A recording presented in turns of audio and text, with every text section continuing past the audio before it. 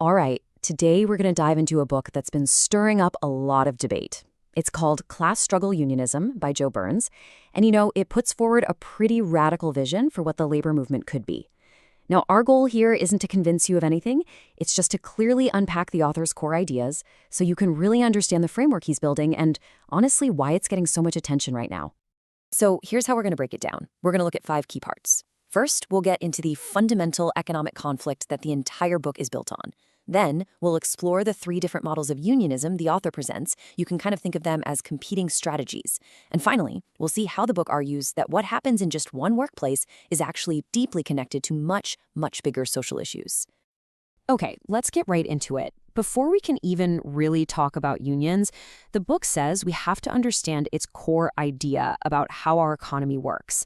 And it all boils down to one surprisingly simple question.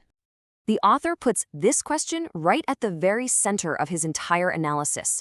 How are billionaires created?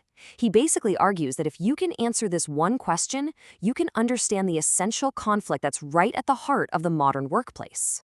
So to answer that question, the book first splits society into 2 basic groups. On one side, you have what it calls the working class.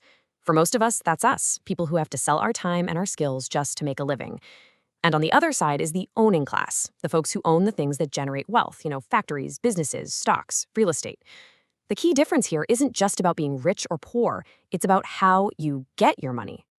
So, the next logical question is, how does the book say wealth actually moves from one group to the other? Well, it breaks it down with this idea called surplus value, and it uses a really simple example. Let's say, in this case, that surplus adds up to $300. Okay, so what's really interesting here is how the math gets broken down. Let's imagine a worker creates $800 worth of value in a single day.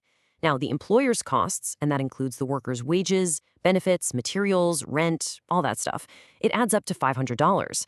The $300 that's left over, well, that's what the owner gets to keep as profit.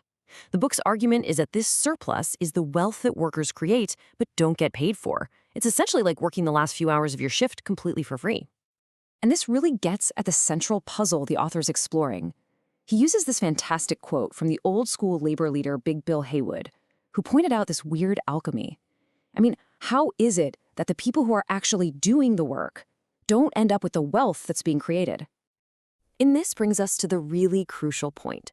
The book defines this constant tug-of-war over that surplus value as the class struggle. And from this perspective, every single different approach to unionism is really just a different strategy for how to engage in that struggle. The book lays out 3 main competing models for how unions can operate. First, you've got business unionism, which tends to see management as a potential partner and just aims for a fair deal. Second is labor liberalism, which kind of shifts the focus to big public campaigns and political lobbying. And finally, there's class struggle unionism, which sees management as an opposing force and focuses on direct conflict right there on the shop floor to win back the full value that workers create.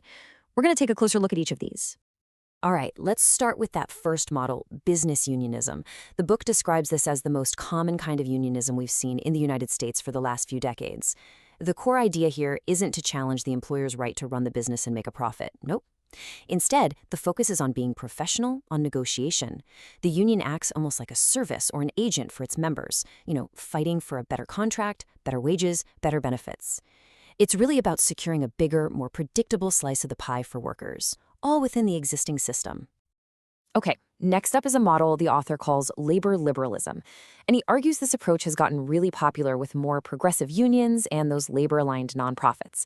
The big shift here is that the focus moves away from the individual workplace. So instead of a day-to-day fight on the shop floor, the energy goes into these massive public campaigns. You'll see slick media strategies, community organizing, and a huge emphasis on lobbying politicians to pass pro-worker laws. The idea is to win change by winning over public opinion and influencing the whole political system. And that brings us to the book's main event, its central argument, class struggle unionism. The author presents this not just as a different strategy, but as a completely different way of thinking. The goal here isn't just to get a better deal, like with business unionism, or run a better PR campaign, like labor liberalism.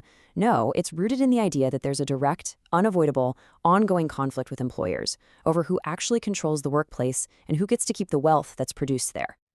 According to the author, this whole philosophy is built on 4 core pillars. First is them and us, this belief that the interests of workers and owners are fundamentally completely opposed. Second, worker self-liberation, the idea that it has to be the workers themselves, not professional staff or politicians who lead their own fight. Third is a relentless fight for the shop floor, focusing on that day-to-day control over how work is actually done. And finally, a class stand, which is a pretty skeptical view of mainstream institutions like the government and the media, seeing them as basically aligned with the interests of owners. But, and this is a crucial point in the book, this fight can't just happen in one isolated workplace and be done with it. For this approach to have any real power, the author argues it has to be about uniting the entire working class. And that means you have to directly take on the very things that are used to divide workers from each other. An essential argument here is that the fight against racism isn't some separate secondary issue. It is absolutely essential to the entire project of class struggle. The book argues that employers have historically and consistently used racism as a tool to pit workers against each other, which at the end of the day drives down wages and power for everybody. So, any effective class-wide movement has to have anti-racism at its absolute core. It's not optional. And just to drive home how high the stakes of this division are, the book points to some really stark economic data. This chart, using figures the author cites, shows a massive disparity in median family wealth. The author's point is that you simply cannot build genuine class-wide unity while ignoring a systemic gap of this size. It's just not possible. This broader vision is what the book calls social unionism. You can think of it as an extension of that class struggle approach. It says the fight can't just be about wages and benefits inside the workplace walls. It has to be a fight for the interests of the entire working class on huge issues like affordable housing, universal healthcare, immigrant rights, and opposing all forms of discrimination.